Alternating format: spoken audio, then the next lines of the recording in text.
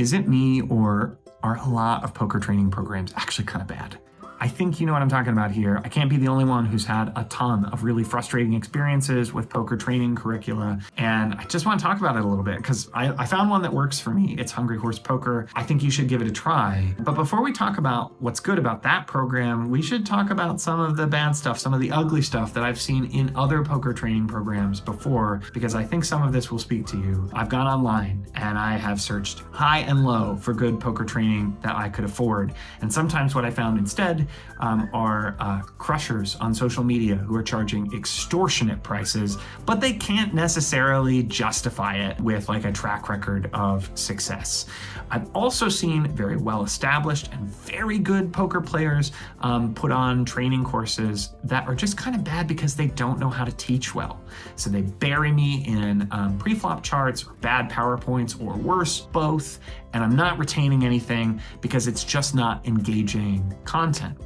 I've even gone to pretty good training programs that were ably facilitated, but were just a little bit too focused on the question of how to beat a computer at poker and not focused enough on the question of how to beat my very human opponents that are at the other end of the table from me every time I walk into a casino. If any of these things apply to you, then Hungry Horse might be really helpful. And before I tell you why, let me just get this much out of the way. Hungry Horse is paying me to give you this message. But you should know, like, I tried to do this for free. I actually tried really hard. I tried so hard that I almost started an argument with one of the very nice Hungry Horse people, because I was basically just trying to tell him, like, this made a big difference, not just for my poker game, but for my life, for my financial security. I'm grateful to you. Of course I would make you like a 10-minute video or whatever for free. That's no big deal.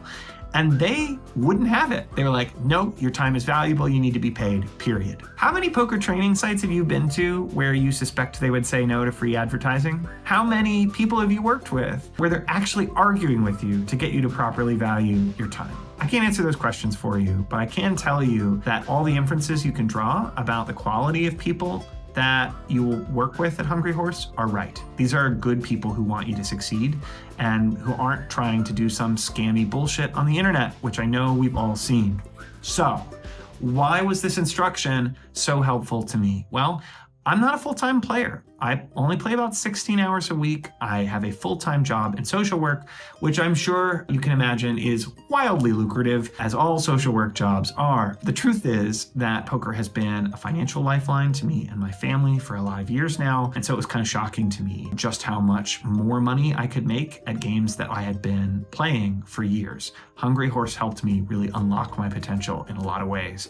Here's the first one that was most obvious to me. I was playing a lot of games that were nominally like lower or mid stakes, in part because I live in a rural area where I can't always guarantee that there's going to be like a, 25-50 running or something. And so I had to settle, sometimes for a 2-5 or even a 1-3, because that was the only thing I had access to on a Wednesday night or whatever. One thing that Hungry Horse really taught me is that I can make the most out of those opportunities, even at very low stakes, in some surprising ways. So a lot of the games I was playing were pretty deep. Sometimes they were even fully uncapped, which meant that the blinds weren't actually a good indication of how big the games played in real life. One of the things my Hungry Horse coaches pointed out to me very quickly is that I was having trouble getting stacks in these games because I was using these bet sizes that were just too conventional. They were part of this like game theory adjacent strategy where I'm super concerned about balance and I'm pretending that like everyone at a 2-5 is paying close attention to what I'm doing, even though they're probably not.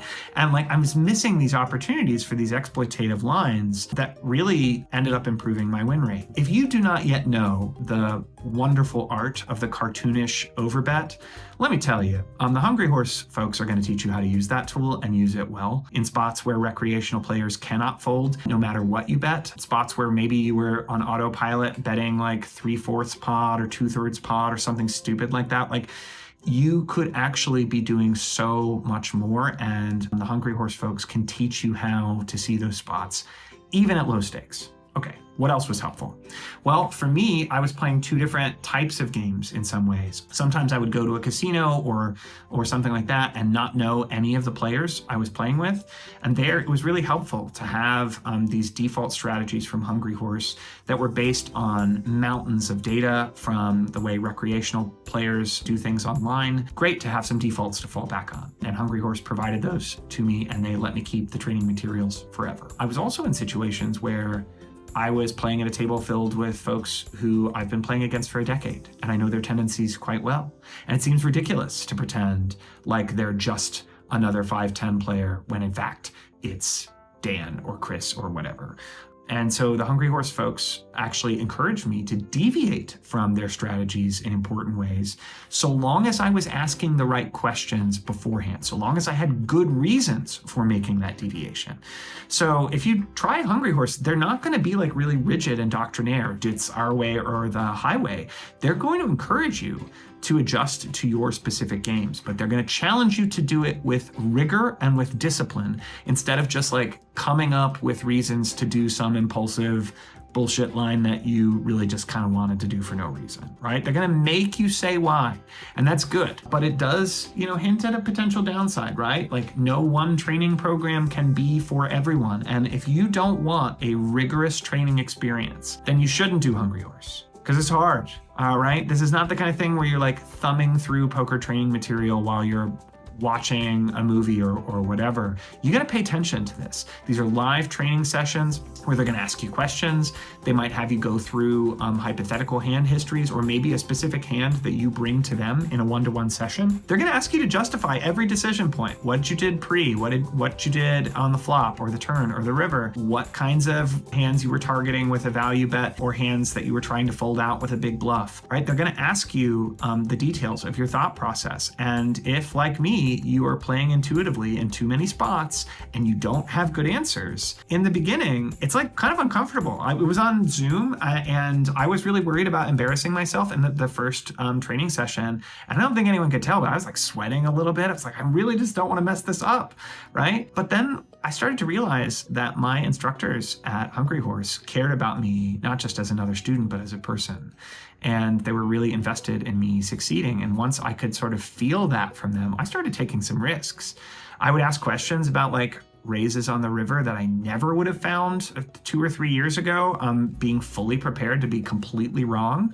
And sometimes my instructors were like, no, too far, Sam. Other times they're like, yes, this is a raise that you weren't finding even like a couple of weeks ago, and you should be going for this mega thin value in this spot, and it's going to be great for you, right? And that risk taking was awesome for me. Some of you know this feeling of like tough training well because you're former athletes maybe. And if you really want to get better at something, like the training does have to be difficult sometimes, but it's satisfying. So like, are there downsides to it? Yeah, sometimes. I had a full-time job. It was a big time commitment. It was hard for me for a month, but the work paid off. I got what I put into it, and you will too. Is any one training program ever going to be perfect? No, but I would enthusiastically recommend Hungry Horse because I took it and then I had the best year of my career. And then the year after that, I did better. That same thing can be true for you if you really work at this program and you make the investment in it. So I enthusiastically recommend Hungry Horse.